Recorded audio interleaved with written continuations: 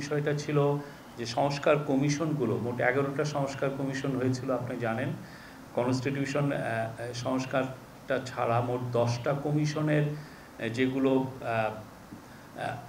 আশু সুপারিশ যেগুলো বাস্তবায়নযোগ্য, সেগুলো নিয়ে আজকে আবার একটা বড় আলোচনা হয়।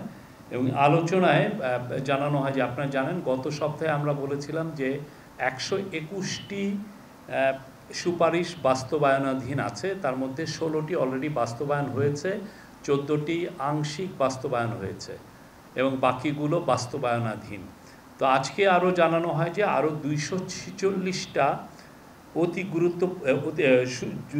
246টা আশুকরণীয় রিফর্ম আরও এসছে, এগুলো বাস্তবায়নাধীন, এটা জানানো হয় ক্যাবিনেটকে। মোট হচ্ছে তাহলে দাঁড়ানো হলো 367টা। 367টার মধ্যে 37টি অলরেডি বাস্তবায়িত হয়েছে। আমরা আপনাদেরকে একটু পরে এই প্রেস কনফারেন্সের পরে এটার লিস্টটা আপনাদেরকে আমরা শেয়ার করব।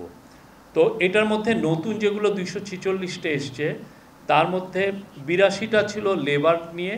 আজকে লেবার যিনি অ্যাডভাইজার ব্রিগেডিয়ার সাখাওয়াত হোসেন, উনি জানিয়েছেন যে তার 82টার মধ্যে অনেকগুলোই খুবই ফাইনাল পর্যায়ে আছে বাস্তবায়নের, কিছু কিছু অলরেডি বাস্তবায়িত হয়েছে।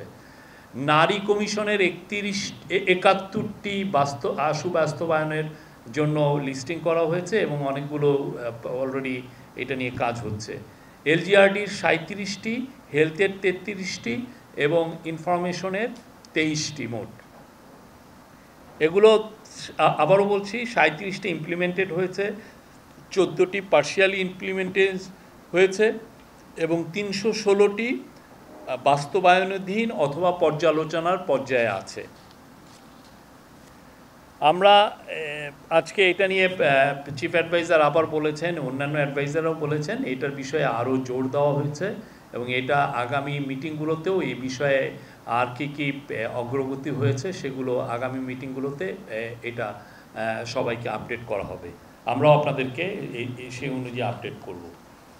আজকে তার মধ্যে